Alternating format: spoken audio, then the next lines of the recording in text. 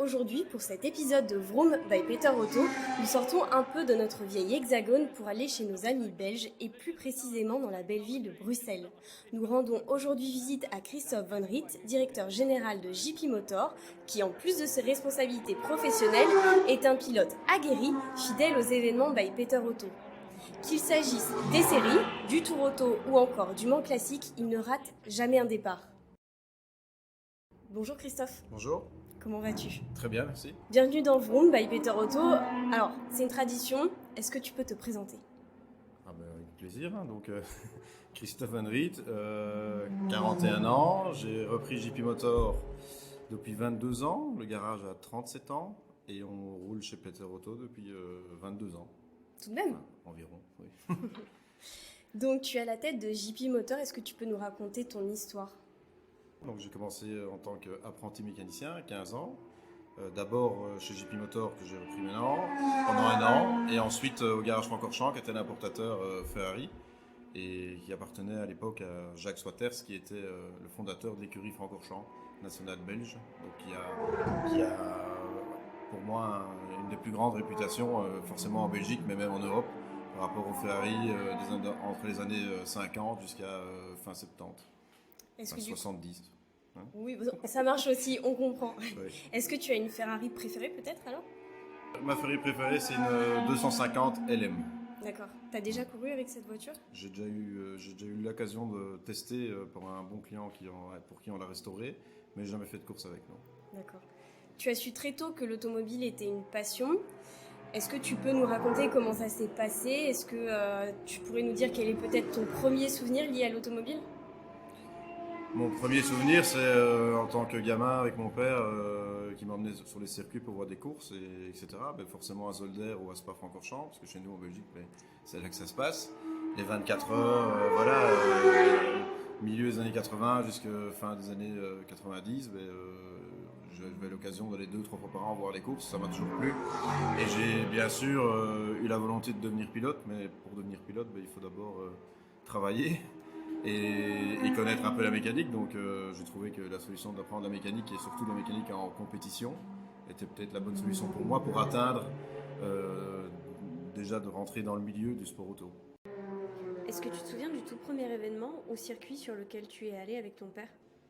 Oui, ben c'était les 24 heures de Spa. Oui. Mais vous dire l'année exacte, je pourrais plus, mais c'est fin années 70. Qu'est-ce qui t'a plu ? Qu'est-ce qui m'a plu ? Ben déjà l'ambiance, le monde, parce qu'à cette époque-là, il y avait beaucoup de monde sur les courses. Bon, maintenant, ça a tendance à revenir, donc tant mieux, mais l'odeur, l'accessibilité, parce qu'à ce moment-là, en tout cas, sur les circuits de Spa, etc., on avait accès dans les box, etc., et on peut discuter un peu avec les pilotes, les mécaniciens, et voilà, donc ça m'a intéressé. Et de fil en aiguille, en se liant des connaissances dans les équipes techniques, ou même les pilotes, j'ai essayé d'atteindre l'objectif qui était de rouler. Donc tu as commencé par la mécanique. Est-ce que tu continues à mettre les mains dans le cambouis aujourd'hui ? Quand je peux, oui, mais pour être tout à fait honnête, de moins en moins, mais c'est important de savoir de quoi on parle, ne serait-ce que par rapport à ma structure, que par rapport à mes clients, par rapport à mes hommes. Et ça reste une passion, donc le jour où on sera un peu moins dans le rush, j'essaierai de reprendre un peu la mécanique. Donc aujourd'hui, tu pilotes en plus du coup de tes fonctions chez JP Motor. On te retrouve sur plusieurs des plateaux des séries by Peter Otto. Comment t'en es venu à piloter ? Parce qu'on sait que tu as quand même un bon coup de volant. Quel a été un peu ton parcours ? Mon but a toujours été de piloter. Maintenant, on sait tous que c'est un sport pas élitiste, mais un peu compliqué à atteindre par rapport au budget que ça représente. Et voilà, il y a beaucoup d'appelés, peu d'élus, comme dans tout. Mais après, il faut essayer de se donner les moyens de le faire. Donc moi, j'ai commencé par le karting en endurance, en 2 temps, mais j'ai fait 3 ans de championnat à l'époque en Belgique, avec deux très bons amis. Et par la suite, on a commencé avec les petites formules style Fun Cup et Clio Cup, par des piges à gauche à droite que je payais en étant mécanicien à la saison sur ces voitures-là. Et puis voilà, et puis à le fil en aiguille, quand j'ai repris JP Motor, on a commencé à préparer les voitures, les mettre au point sur les circuits, donc je roulais de plus en plus. Au plus on roule, au mieux on roule. En tout cas, je trouve que c'est la règle de base. Et de petit à petit, les clients m'ont demandé de rouler avec eux, de les accompagner. Et puis par la force des choses, j'ai continué à acheter et vendre des voitures parce que ça fait partie de mon métier aussi, de course.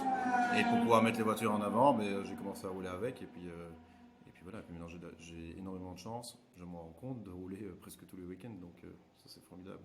Tu roules sur plusieurs plateaux, du coup, sur les séries. Quel est le plateau que tu préfères, l'ambiance et le style de voiture que tu aimes le plus piloter? Moi, mon plateau préféré chez Peter Auto, c'est le 60s, parce que je trouve que les voitures, déjà la forme des années 60, le son, l'image, les gens adorent. C'est des grosses grilles avec en général entre 80 et 100 voitures, donc avec beaucoup de différences de performance, de pilotage, de tout ce qu'on veut, mais c'est ça qui donne le charme à cette course-là.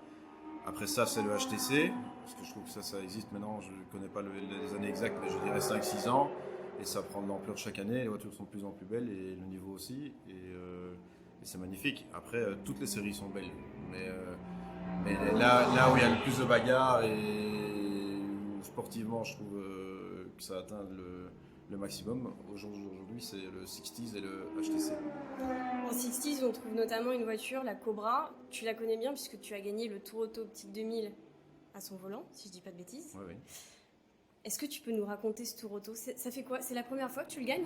C'est la troisième fois que je gagne, mais c'est la première fois que je gagne en VHC. Mhm. Donc avant, je l'ai gagné en GHI, avec une fois une Porsche 807 RS et une autre fois une 3 litres RS.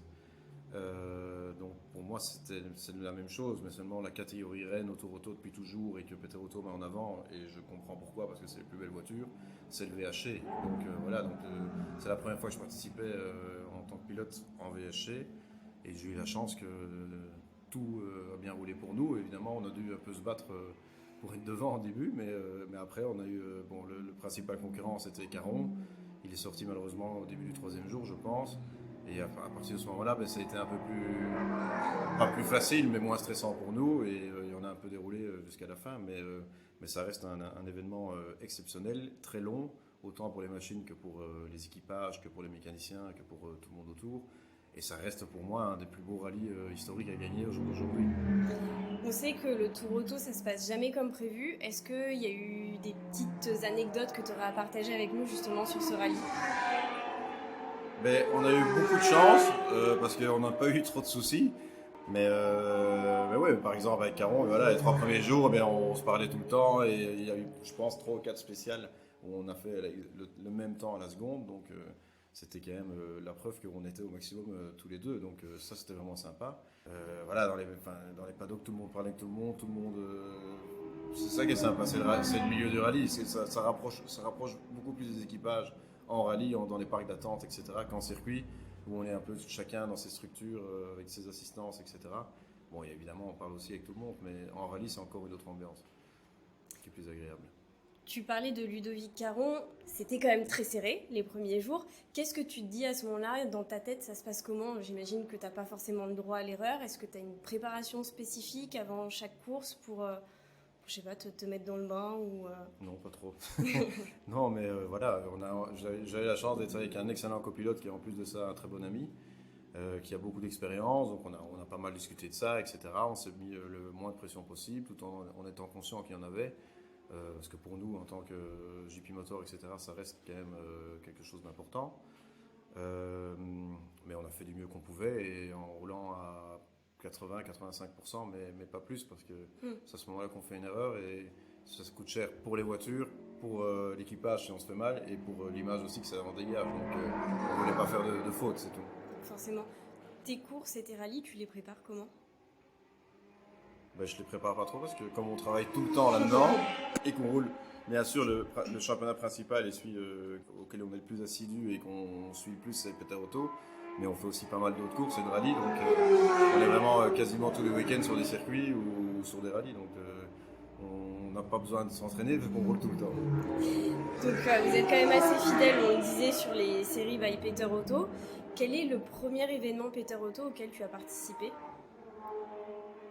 Alors c'est un Tour Auto, au tout début que j'avais le garage JP Motor, donc il y a 20 ans, et on est venu avec pas moins de 11 voitures, dont pas mal de Ferrari de 75 GTB, parce que JP Motor a toujours eu une clientèle principale en Ferrari ancienne, et qui faisait un peu des courses. Mais maintenant, par la force des choses et les prix qui ont tellement augmenté en Ferrari, il y a beaucoup de ces clients-là qui sont retournés vers des voitures style AC Cobra, Lola T70, etc. et qui ont mis un peu les Ferrari de côté. Donc voilà, mais ça, c'était des belles années Tour Auto au début. Quand on vient te voir chez JP Motor, on vient pourquoi? Pour expliquer à tous ceux qui nous écoutent en quoi consiste ton métier. Donc, vous préparez les voitures pour les championnats, tu vends aussi des voitures. Raconte-nous. Alors, on fait tout. Chacun a son rôle, évidemment, dans la structure. Adrien, qui est à côté de moi, s'occupe principalement de tout ce qui est logistique, organisation et aussi tout ce qui est annonce, vente, réseaux sociaux, etc. Enfin, il a quand même un gros rôle dans le garage en termes d'image.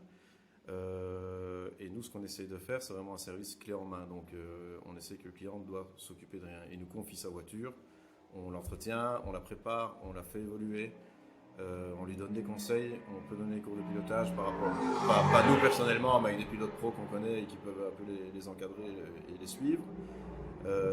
Et on veut que quand le pilote arrive, il n'a qu'une chose à penser, c'est son plaisir et d'être bien et dans une ambiance qui reste familiale et bon enfant.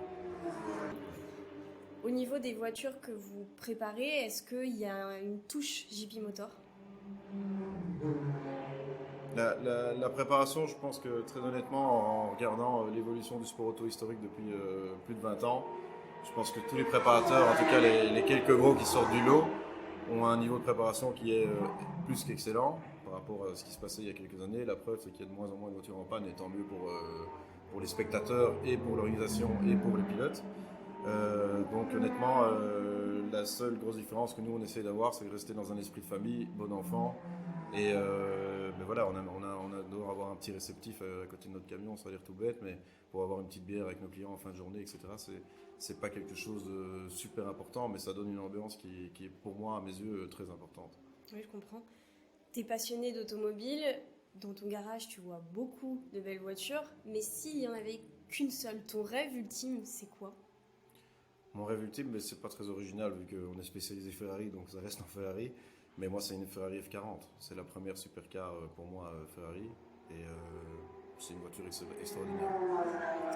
Et la course que tu aimerais absolument gagner? En historique, c'est Le Mans Classique et Goodwood. Bon, t'as fait le Tour Auto, tu l'as gagné. Le Mans Classique, c'est prévu?